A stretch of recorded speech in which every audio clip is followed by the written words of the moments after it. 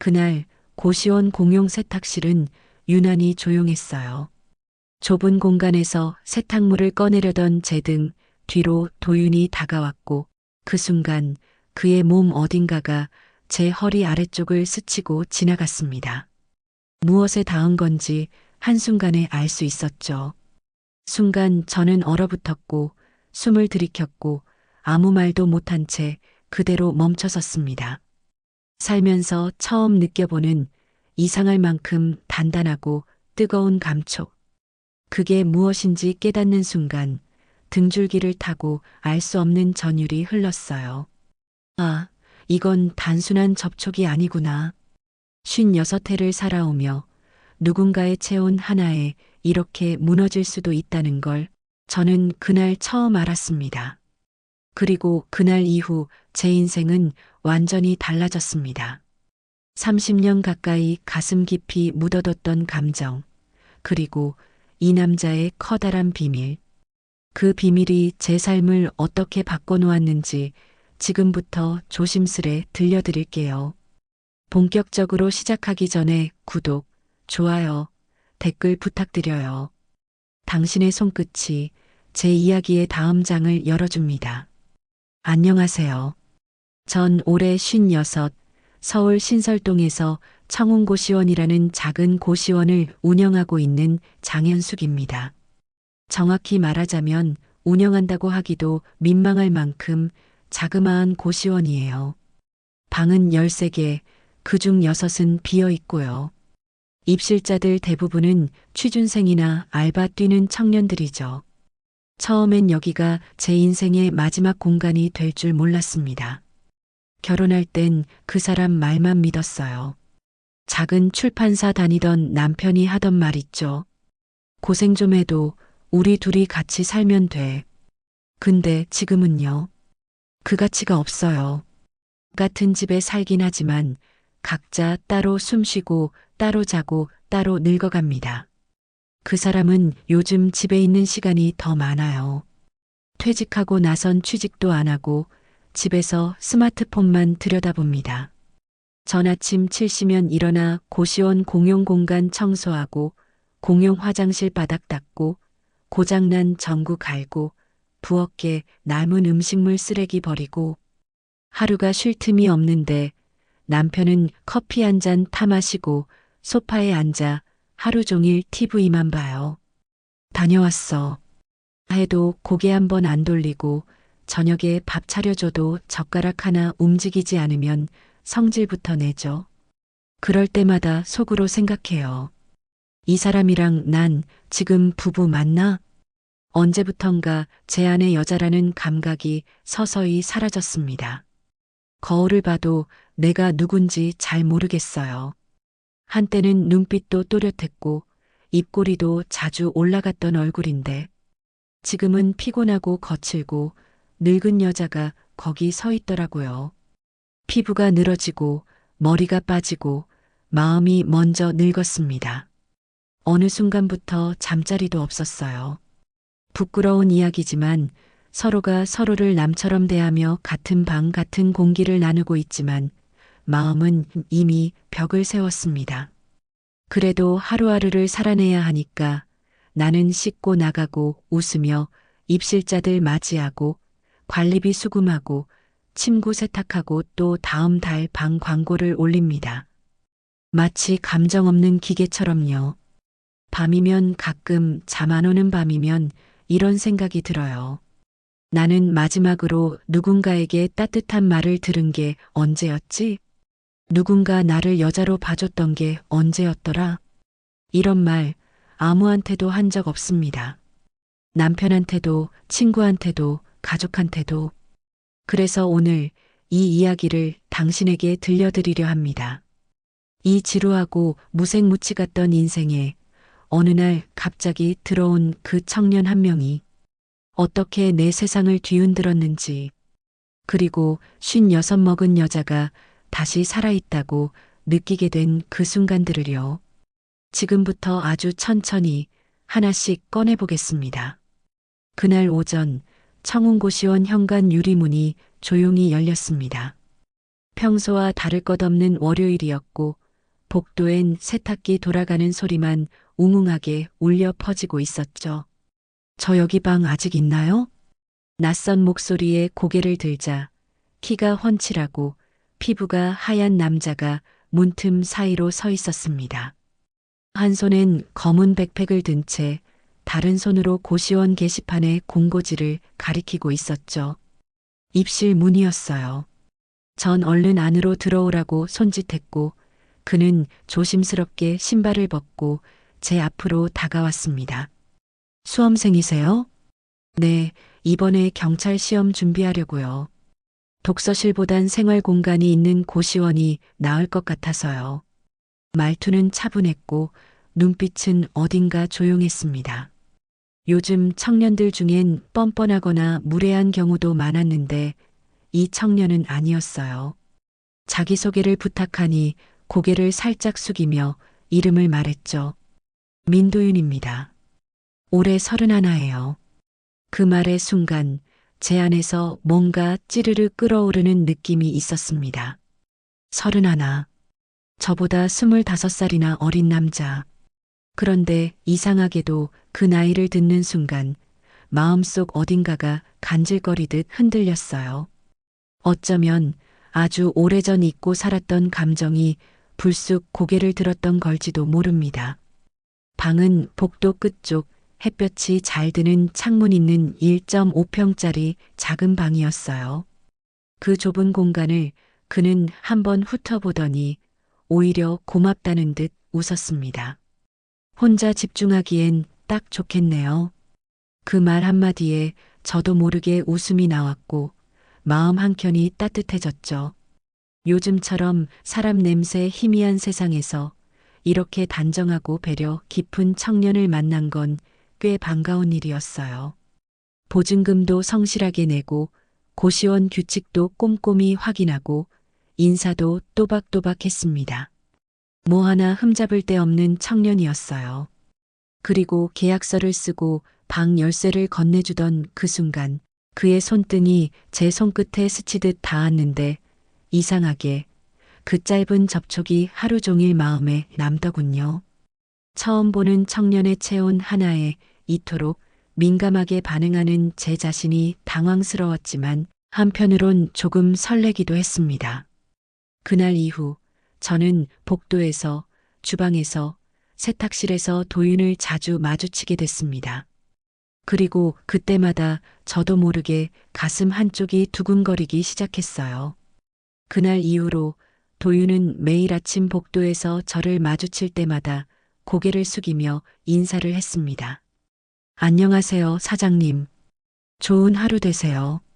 그 짧은 한마디가 어쩐지 낯설게 따뜻해서 처음엔 괜히 어색하게 웃기만 했습니다. 그런데 이상했어요. 그 인사가 하루를 여는 의식처럼 느껴지기 시작한 겁니다. 매일 똑같은 고시원 생활 속에서 누군가의 목소리 하나가 이렇게 기분을 바꿀 수 있다는 걸 저는 그때 처음 알았습니다. 도윤은 조용한 사람이었지만 말이 없다고 해서 무뚝뚝한 건 아니었습니다. 설거지통에 쌓인 컵을 보고 말없이 물을 틀거나 고장난 공용 전등을 본인이 먼저 갈겠다고 사다리를 가져오는 사람. 그런 성격이었죠. 제가 주방에서 남은 반찬을 정리하고 있으면 슬쩍 다가와선 도와드릴게요 하고 수세미를 쥐고는 조용히 설거지를 시작하곤 했습니다. 어느 날은 김치통 뚜껑이 너무 꽉 닫혀 열리지 않아 낑낑대고 있는데 옆에서 도윤이 말없이 뚜껑을 돌려 열어줬어요. 그 짧은 순간 김치보다 더 강렬한 향기가 제 안에서 퍼지는 것 같았죠. 그의 팔뚝엔 단단한 근육이 보였고 손등에는 조용하지만 힘 있는 핏줄이 꿈틀거렸습니다. 그날 밤 저는 혼자 방에 돌아와 누운 채 천장을 오래 바라보았습니다. 나한테 왜 이러지? 도윤이 한 행동은 그냥 예의였을지도 모르는데 왜 이렇게 자꾸 가슴이 간질간질한 걸까? 심장이 괜히 뛰고 혼자 괜히 화장이라도 다시 해볼까 싶고 이 나이에 이런 기분이 생기다니. 청운고시원에는 CCTV가 몇 군데 있지만 주방 쪽은 사각지대였습니다. 늦은 밤 도윤과 둘이 주방에서 마주치는 시간이 점점 잦아지자 저는 오히려 그 공간이 특별하게 느껴졌어요. 손님들에게 내놓고 남은 수육 몇 점을 전자레인지에 데우던 날, 그가 말없이 제 옆에 앉아선 젓가락을 집어들며 말했죠. 사장님이 하신 수육, 고시원에서 제일 맛있는 메뉴예요. 그 말에 저는 괜히 웃음이 나와서 이따위 반찬에 뭐가 맛있다고 그래. 툴툴거리면서도 얼굴은 웃고 있었어요. 그러고 보니 제가 누군가 앞에서 웃는 얼굴을 짓는 게 얼마나 오래된 일인가 싶었습니다. 도윤의 말 한마디, 눈빛 하나, 그 모든 게 제 일상의 잔잔한 물결처럼 스며들고 있었죠.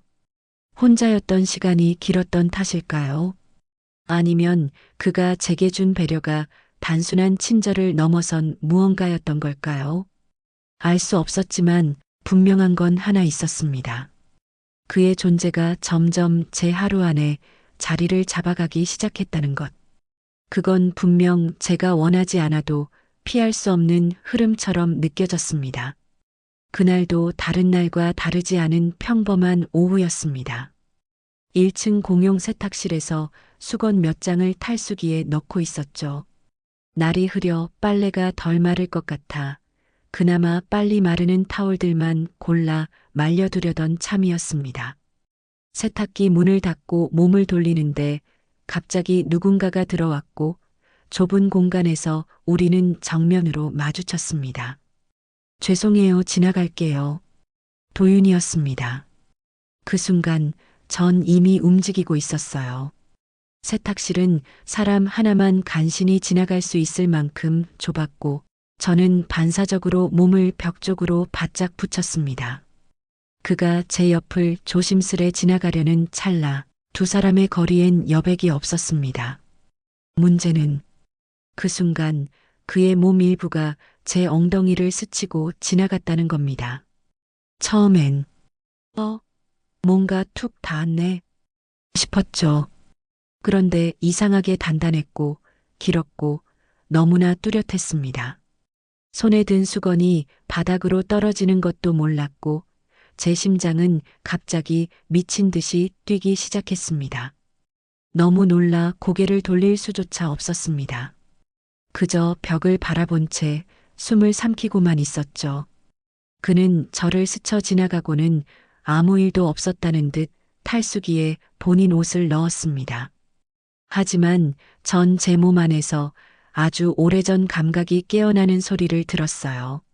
잊고 살았던, 아니 일부러 감춰왔던 욕망 같은 것들이 그 짧은 접촉 하나로 무너져버린 겁니다. 31살 청년, 그리고 56의 나 장현숙. 우리는 아무 말도 하지 않았지만 그 순간이 서로에게 어떤 의미였는지는 아마 둘 다 느꼈을 겁니다. 사장님 괜찮으세요? 그가 고개를 살짝 기울이며 물었고 전 그제야 정신을 차린 듯 수건을 주워 들었습니다. 응, 괜찮아. 나 조금 멍했나 봐. 억지로 웃어 보였지만 속은 전혀 괜찮지 않았어요. 다리가 후들거렸고 손끝이 떨렸고 무엇보다 그 감촉이 계속 떠올랐습니다. 어떻게 해야 할지 몰랐습니다. 기분이 나쁘진 않았습니다. 아니, 솔직히 말하면 너무 오랜만에 느껴보는 생생한 감각이었습니다. 그 이후로 도윤의 걸음소리만 들어도 심장이 먼저 반응했어요. 제가 그를 의식하고 있다는 걸, 그도 어쩌면 알고 있을지도 모르겠다는 생각이 들자 더 혼란스러워졌습니다. 그날 밤 잠이 오지 않았습니다. 방 안은 조용했지만 제 안은 너무 시끄러웠습니다.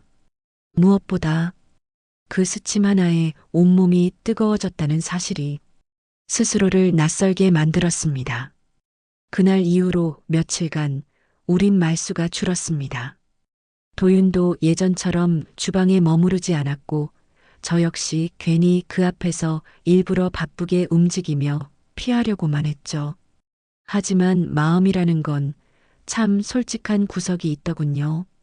무심한 척, 바쁜 척 아무리 연기해도 어느새 그 아이의 방 앞을 지나게 되고 복도에 그의 그림자가 들이우는 것만으로도 심장이 뛰는 걸 막을 수 없었습니다. 그러던 어느 저녁 십시를 막 넘긴 시간, 주방 정리를 마치고 세제를 정리하던 제게 도윤이 다가왔습니다. 손에는 빈 머그컵이 들려 있었고 표정은 조금 망설이는 듯 보였어요. 사장님, 잠깐 괜찮으세요? 그 순간 저는 왠지 모르게 마음의 준비를 해야겠다는 생각이 들었습니다. 무언가 평소와 다른 기류. 도윤은 컵을 내려놓고 고개를 잠시 떨군 채 깊게 숨을 내쉬더니 조심스럽게 말을 꺼냈습니다. 저 며칠 전 세탁실에서 제가 너무 가까이 지나쳐서 혹시 불쾌하셨다면 진심으로 사과드릴게요. 그 말에 저는 고개를 절레절레 저었습니다. 아니야, 그럴 수 있지. 공간이 너무 좁잖아. 괜한 걱정하지 마. 말은 그렇게 했지만 그날의 기억은 여전히 제 안에 선명하게 남아 있었죠. 그런데 그는 제 대답을 들은 뒤에도 어딘가 망설임을 거두지 못한 채 또 한 번 말을 이었습니다. 사실은요, 제가 그날 이후로 자꾸 신경이 쓰였어요. 무슨 일 있었던 것도 아닌데 왜 자꾸 생각나고 왜 이렇게 이상하게 떨리는지 모르겠어요. 그 순간 제 손에 들고 있던 수세미가 툭 떨어졌습니다. 그 아이의 말 한마디, 그 낮고 조용한 목소리에 담긴 솔직함이 제 가슴을 꿰뚫었어요. 사실 제가 예전부터 연애 같은 걸 잘 못해요. 만나도 오래 못 가고 가까워질수록 상대가 부담스러워 하더라고요. 그는 머리를 극적이며 눈치를 봤습니다. 그리고는 아주 낮은 목소리로 이렇게 말했습니다. 제게 좀 크대요. 많이. 잠시 숨이 막혔습니다. 무슨 말인지 정확히 이해되었거든요. 그날 세탁실에서 제 몸에 닿았던 그건 단순한 우연이나 착각이 아니었던 겁니다. 도윤은 그 말을 한 뒤에도 당황한 기색 없이 조용히 저를 바라봤습니다. 그 눈빛이 너무 순하고 진심이어서 오히려 더 아릿했어요. 그냥 말씀드리고 싶었어요. 괜히 이상하게 보실까봐. 그럴 리가. 나는 그렇게 중얼거리며 순간 내 눈에 맺힌 이상한 감정이 동정인지 연민인지 아니면 다른 감정인지를 분간할 수 없었습니다. 어쩌면 이 조용하고 배려 깊은 청년이 자신이 가진 단 하나의 과함 때문에 누군가에게 상처를 받아왔을 거란 생각이 너무 가슴 아프게 느껴졌습니다. 그날 밤 잠자리에 누워서도 자꾸만 도윤의 말이 떠올랐습니다. 그의 고백은 솔직했고 담담했지만 그 안에 얼마나 많은 외로움과 체념이 깃들어 있었는지 저는 알아차릴 수 있었습니다. 아무 말도 하지 못한 채 저는 오래도록 눈을 감지 못했습니다. 그날 이후 도윤과 제 사이엔 아주 작은 변화들이 일어나기 시작했습니다. 누군가의 고백이 그렇듯 마음을 열면 공기가 달라지죠. 예전엔 아침 인사가 짧은 목례 정도였다면 요즘은 안녕하세요, 사장님. 오늘도 추우시죠? 하는 다정한 말이 덧붙습니다. 고시원 복도를 지나갈 때 그 아이의 발걸음 소리가 들리면 괜히 가슴이 두근거리고 그와 마주치지 않더라도 하루가 허전하게 느껴지곤 했어요. 주방에서 마주치면 설거지를 돕겠다며 조용히 제 옆에 서는 도윤. 조심스럽게 물컵을 건네는 그의 손끝에서 나는 체온이 문득 누군가의 손이 그리운 날의 저를 다독이는 것 같았습니다. 우린 자주 말하지 않았지만 묘하게 서로를 배려했고 서로가 말하지 않는 쓸쓸함을 눈빛으로 읽곤 했습니다. 어느 날 저녁이었어요. 그날은 유독 피곤해서 저녁밥도 대충 챙기고 주방 정리를 마쳤는데 도윤이 어느새 자기 방 밥상을 들고 주방으로 내려왔어요. 이거 어머니가 보내주신 김치인데요. 나눠드리고 싶어서요. 밥상 위에는 묵은지에 김 하나, 조기 한 마리. 간소했지만 정갈했고 무엇보다 누군가와 한 상을 나눈다는 그 자체가 따뜻했습니다. 괜찮으면 같이 드시죠? 저는 말없이 고개를 끄덕였고 그 작은 밥상 앞에 우리는 나란히 앉았습니다. 도윤은 밥을 먹으면서 말이 별로 없었어요. 가끔 숟가락을 놓고 김치를 자르며 사장님은 예전엔 뭐 하셨어요? 하고 물었죠. 그 한마디에 저는 웃으며 말했어요. 예전엔 그냥 아내였지. 집에서 밥하고 빨래하고 그게 다였어. 지금은요? 그 질문에 저는 조용히 김을 반으로 접어 밥에 올리며 대답했어요. 지금은 연숙이라는 사람으로 살고 있어. 그 말을 하고 나서야 깨달았습니다. 도윤과 밥을 먹는 지금 이 순간에 제가 정말 오랜만에 여자로서 숨쉬고 있다는 것을요. 그 애가 입꼬리를 살짝 올려 웃었을 때 제 뺨은 스르르 달아올랐고 마치 30년 전 첫 데이트처럼 심장이 설렜습니다. 그날 밤 저는 세수를 하면서 거울을 오래 들여다봤습니다. 예전 같으면 주름진 눈가와 칙칙한 볼만 보였겠지만 이상하게도 오늘은 조금 다른 사람이 비춰졌어요. 피곤해 보이긴 해도 눈빛이 살아있었고 그 속엔 뭔가 아주 조심스레 피어오르는 감정이 일렁이고 있었죠. 다 늙어서 설레는 게 우습다고들 하지만 그 감정이 진짜라면 우습든 말든 살아있는 증거 아닐까요? 저는 그날 밤 오랜만에 화장품을 꺼내 발랐습니다. 손등에 살짝 짜서 향을 맡는데 그 옅은 냄새마저도 생기 있게 느껴졌죠. 도윤은 제게 다시 살아갈 이유를 주고 있었어요. 누군가와 밥을 먹고 이야기를 나누며 웃을 수 있다는 것. 그 당연한 일상이 얼마나 소중한 건지를 그의 덕분에 다시 배우고 있었던 겁니다. 남편은 요즘 들어 부쩍 고시원에 자주 얼굴을 비쳤습니다. 벌써 5년 넘게 각자 사는 것이 일상이 되었고 한 지붕 아래 있던 시간보다 따로 지낸 시간이 더 길어진 사이였지만 그는 여전히 제게 법적 아내라는 이름으로 모든 것을 쥐고 흔들 수 있다고 믿는 사람이었습니다. 연수가 이따 저녁에 들를게. 불쑥 전화가 오고 현관문이 벌컥 열립니다. 손에 술이 든 봉지를 들고 오는 그의 발걸음은 무겁고 뻔뻔했으며 그날도 주방 탁자에 털썩 앉아선 요즘 고시원 잘 굴러가네 하며 노골적인 시선을 주방 구석구석에 흘기고 있었습니다. 저 애는 뭐야? 맨날 저기서 얼쩡거리던데. 그가 말한 저 애는 다름 아닌 도윤이었습니다. 제가 대답을 머뭇거리자 남편은 입꼬리를 삐죽이며 말했죠. 딱 보니까 수상하네. 연숙이 너 제정신이야? 그 순간 저는 모든 말이 목구멍에 걸려버렸습니다. 창문 너머로 빨래를 널던 도윤의 실루엣이 아른거렸고 남편의 말투 하나하나가 저를 흙탕물 속에 끌어들이는 느낌이었어요. 며칠 뒤 이웃에 사는 원장 부인이 슬쩍 다가와 귓속말을 건넸습니다. 연숙 씨, 이상한 소문 돌아요. 고시원 사장이 수험생이랑. 말을 끝맺지 못한 채 눈치를 보는 얼굴이 도리어 제 숨통을 조여왔습니다. 소문은 빠르게 퍼졌고 고시원 입구 근처에선 낮술에 취한 동네 남정네들이 사장님이 아주 요즘 활기차셨다면서요? 라며 킬킬거렸고 심지어 며칠 전 고시원 앞에 누군가가 술병을 일부러 깨놓고 간 흔적도 발견됐습니다.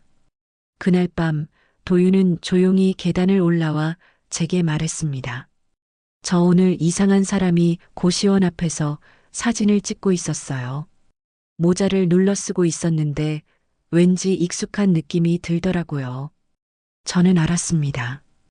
그가 누구인지, 왜 이 시점에서 이런 일이 벌어지는지. 남편이었습니다. 도윤과 나의 관계를 이용해 고시원 운영권을 흔들고 제게 굴욕을 안긴 채 이혼을 유리하게 끌고 가려는 속셈.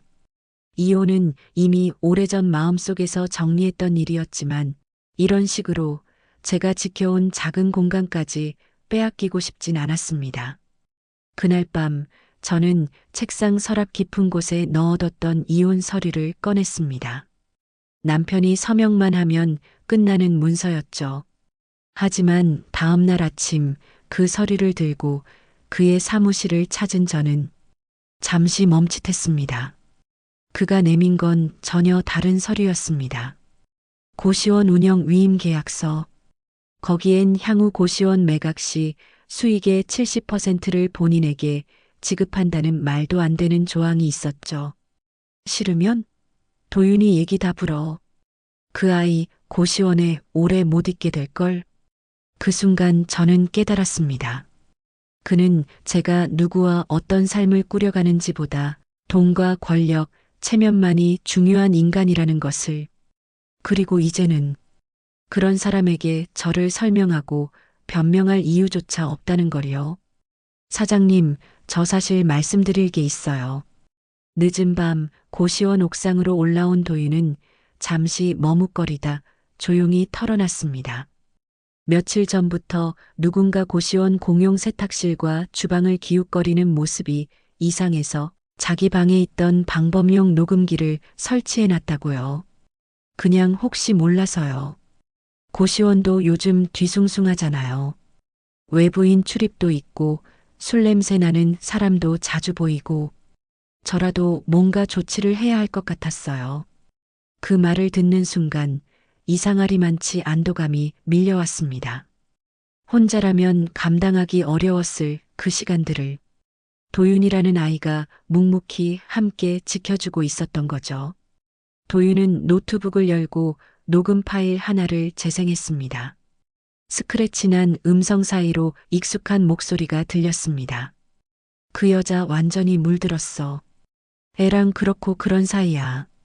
고시원 명예 내 걸로 돌리게 만들면 이혼도 쉽게 되겠지. 어차피 명분은 내가 가져가는 거고 동네에서 누가 연수편 들겠냐? 그 목소리는 제 남편이었습니다. 그리고 그 옆에서 맞장구를 치는 이웃 남자의 낮고 비열한 웃음소리. 그 순간 제 등줄기에서 식은땀이 흘렀습니다. 이건 단순한 부부싸움이 아니었습니다. 한 인간의 삶과 명예를 걸고 짜인 함정이었고 제게 마지막 자존심마저 앗아가려는 계획이었어요. 도윤은 제 눈치를 보며 말을 이었습니다. 경찰서에 제출하시죠. 증거로는 충분해요. 명예훼손, 업무방해, 그리고 이건 협박도 포함될 수 있어요. 저는 잠시 말을 잃었습니다. 그동안 참고 넘어가자 하며 무뎌졌던 감정들이 한꺼번에 밀려왔거든요. 그래서였을까요? 경찰서 접수 창구에 서 있던 제 손이 처음엔 약간 떨렸습니다. USB를 제출하고 경위를 설명하는 그 몇 분 동안 제 가슴 안에 고요한 분노와 함께 이젠 정말 끝을 내야겠다는 결심이 자라나기 시작했어요. 며칠 뒤 경찰 조사 결과에 따라 남편과 주민 어 씨의 공모 정황이 명확히 드러났고 남편은 연락을 피하다 결국 불려나와 조사를 받게 되었습니다. 너 이렇게까지 할 줄은 몰랐어. 남편이 고시원으로 찾아와 내뱉은 첫 마디였습니다. 사과도 아니었고 반성도 아니었죠. 그저 자신의 계략이 틀어진 것에 대한 원망뿐이었습니다. 도윤이 그놈 고시원에 못 있게 할 거야. 너 같은 여자한테 이러고 다니는 놈, 내 눈엔 괘씸해. 그 순간 저는 말했습니다. 당신 눈에 괘씸한 게 뭔지 알아? 내가 당신한테 더는 무릎 꿇지 않는다는 거야. 아무 말 없이 돌아서는 그의 뒷모습이 더 이상 내 삶의 그림자가 되지 않기를 바랐습니다. 그날 밤 도윤은 작은 초코우유 2개를 들고 제 방문 앞에 조심스레 두고 갔습니다. 문을 열었을 때 종이 위에 적힌 글귀 하나가 보였어요. 마음이 약해질 땐 단 걸 먹어요. 그 마음이 다시 단단해질 때까지.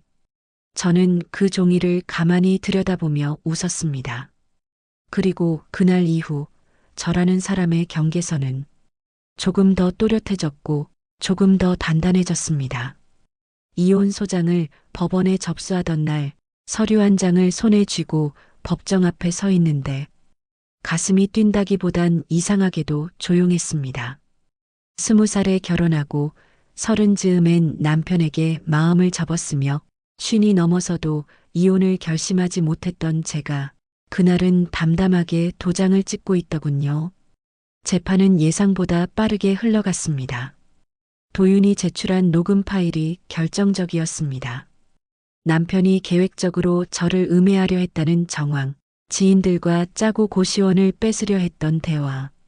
그 모든 게 법정에서 재생되었고 판사님은 잠시 눈을 감고 가만히 듣고 계셨습니다. 피고인의 행동은 명백히 불법적인 이득을 취하려는 시도이며 원고의 명예와 재산권을 침해한 바, 원고의 이혼 청구를 인용하며 고시원 소유권은 원고에게 귀속되고 피고는 위자료로 1,500만 원을 지급하라. 그날 법정 복도를 걸어 나오며 문득 발걸음이 이상하게 가볍다는 걸 느꼈습니다. 30년 동안 저를 짓누르던 관계 하나가 끝났다는 사실보다 이제야 제 삶을 제가 살 수 있게 되었다는 것이 더 컸습니다. 사장님, 아니, 이젠 진짜 연숙 누님이라 불러도 되죠? 법원 앞에서 기다리던 도윤이 웃으며 말했습니다.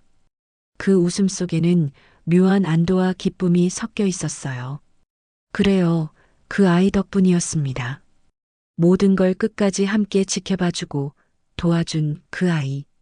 돌아오는 길 지하철에서 창밖을 봤습니다. 서울 하늘은 여전히 잿빛이었지만 제 마음속 하늘은 이상하게도 파랗고 가벼웠습니다. 고시원 문을 열고 들어오니 입구에 화분 하나가 놓여 있었습니다. 그동안 시들어가던 고무나무 대신 작은 꽃이 담긴 토분이 놓여 있었죠. 포스트잇 하나가 붙어 있더군요. 청운고시원의 봄은 지금부터입니다, 도윤. 저는 입꼬리를 살짝 올리며 그 화분을 들어 방으로 들어왔습니다. 거실 창문을 열고 햇볕이 드는 자리에 조심스레 올려놓고는 한참을 물끄러미 바라보았어요. 청운고시원의 봄. 그 말이 자꾸 맴돌았습니다. 그 애가 말하는 봄이 혹시 내 안의 계절이 바뀌었다는 뜻일까? 스스로를 사랑하지 못한 채 겨울처럼 움츠리고 살던 내 마음에 이젠 꽃 하나쯤 피워도 되냐는 의미일까? 밤이 깊어갈 무렵 도윤이 조심스레 문을 두드렸습니다. 누님, 오늘 하루 고생 많으셨어요. 따뜻한 유자차 끓였는데 같이 한잔 하실래요? 그 아이의 눈빛에는 아무 조건도 없었습니다. 그저 함께 있어주는 따뜻한 마음 하나뿐이었죠. 저는 조용히 고개를 끄덕였습니다. 도윤이 작은 찻잔 2개를 들고 들어와 식탁 위에 조심스레 내려놓았습니다. 그리고는 말없이 제 맞은편에 앉았습니다. 찻잔 사이로 피어오르는 김 사이로 우리는 오래도록 말없이 서로를 바라봤습니다. 말보다 마음이 더 잘 전해지는 그런 시간. 그날 밤 저는 오랜만에 고시원 방에서 불을 끄고 누워 창밖 하늘을 올려다보며 이상할 정도로 고요한 마음을 느꼈습니다. 처음으로 내 인생이라는 단어가 이토록 낯설지 않게 느껴졌거든요. 그날 밤 도윤의 방은 불이 꺼져 있었지만 문틈 아래로 희미한 조명이 새어나오고 있었습니다. 저는 문 앞에 서서 잠시 망설이다가 천천히 노크를 했죠. 저예요. 그 말 한마디에 문이 조용히 열렸고 도윤은 침대 옆에 앉아 저를 바라보고 있었습니다. 방 안은 따뜻한 간접등 하나에 의지한 채 조용히 숨쉬고 있었고 그의 눈빛엔 말로 설명할 수 없는 간절함과 따뜻함이 동시에 깃들어 있었습니다. 저는 문을 닫고 그 앞에 섰습니다. 몸에 밀착된 니트는 앉는 순간 더 깊게 파였고 도윤의 시선이 그 선을 따라 천천히 움직이는 게 느껴졌습니다. 사장님, 오늘은 그냥 계셔주세요. 아무 말도 하지 말고. 그 말에 저는 대답 대신 천천히 그의 곁에 앉았습니다. 손등이 닿는 순간 온기가 훅 치고 들어왔고 그는 제 손을 쥐지도 않고 그저 감싸 안듯 손바닥을 포겠죠. 입술이 닿는 건 아주 조심스러웠습니다. 입김이 먼저 스쳤고 숨이 섞였고 그제야 살며시 입술이 겹쳐졌습니다. 도윤의 입술은 젖은 듯 부드러웠고 갈급한 사람처럼 천천히 그러나 멈추지 않고 저를 느꼈습니다.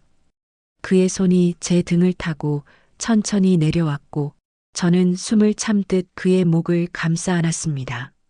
셔츠 단추 하나하나가 느리게 풀릴 때마다 마음의 경계도 함께 무너졌고 우리는 어느새 침대 가장자리로 이끌리듯 움직였습니다.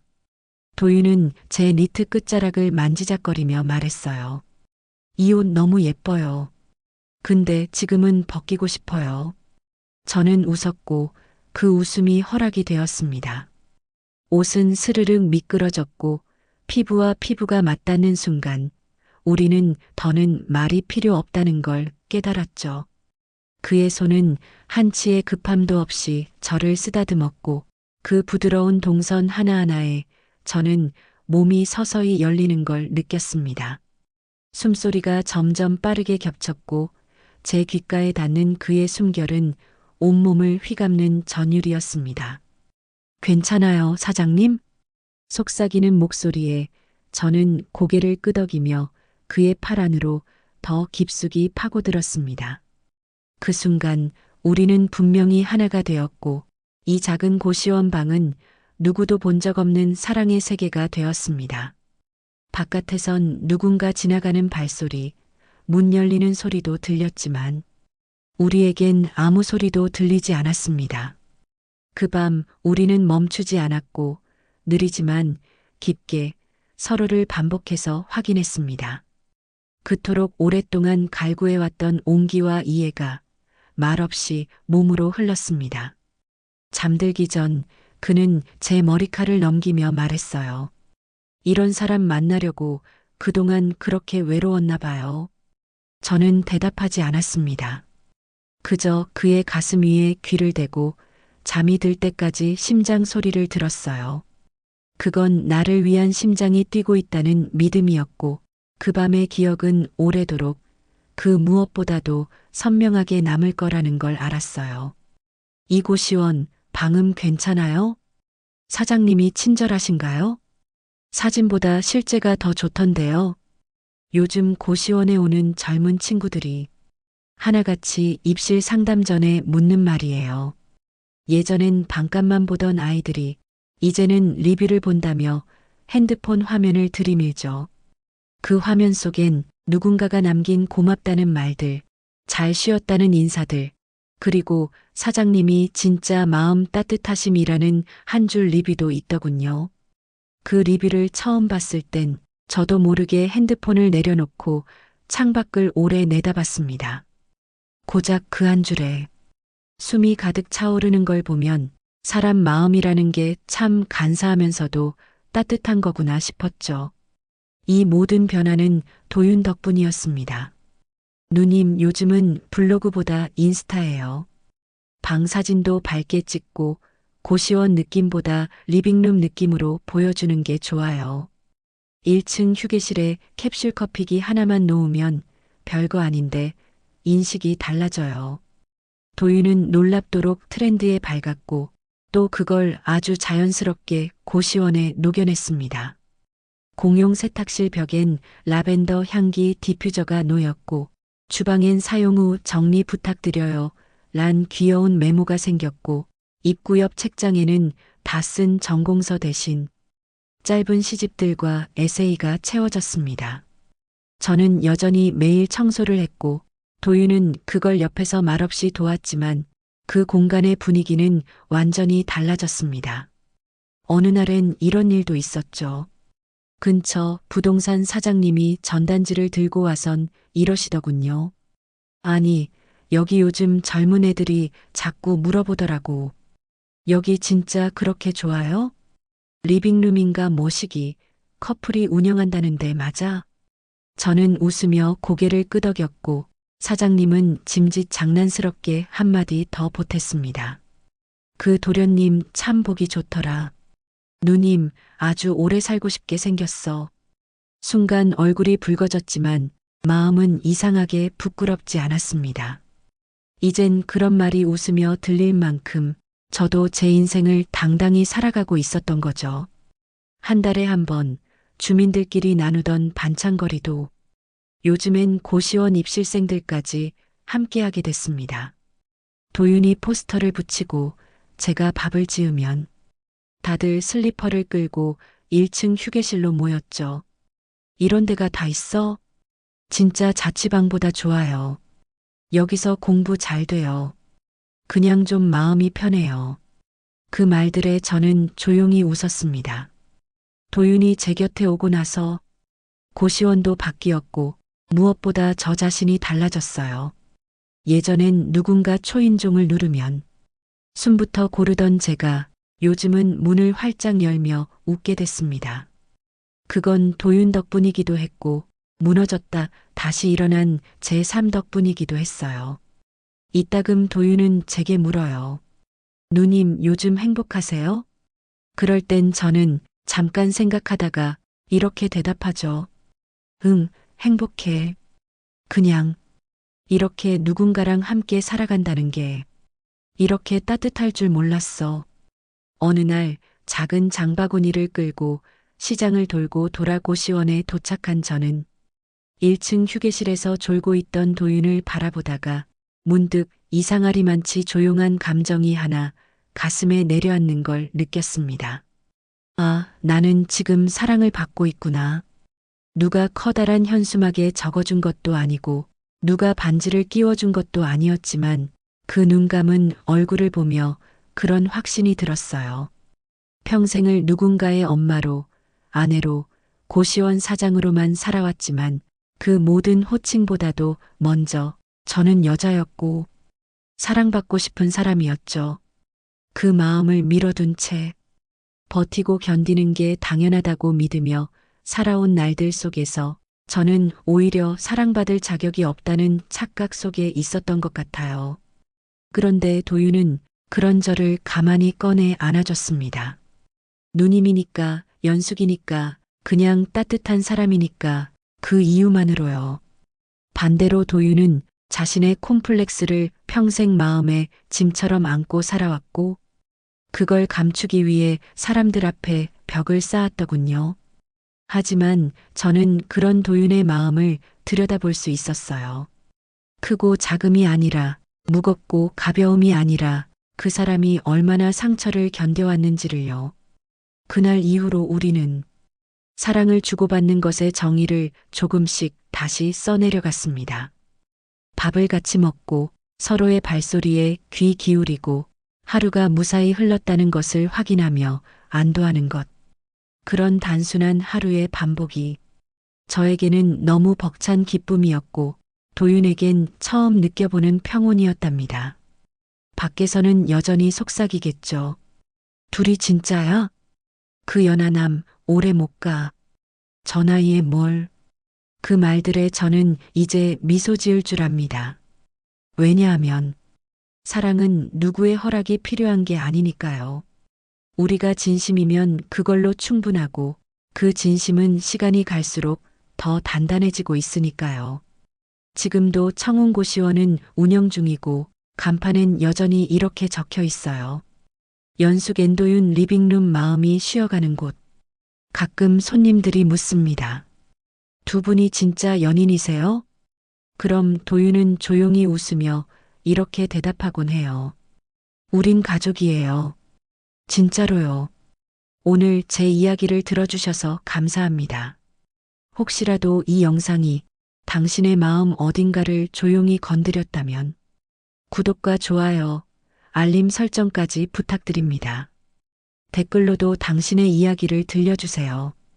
여기는 청운고시원 마음이 쉬어가는 곳입니다.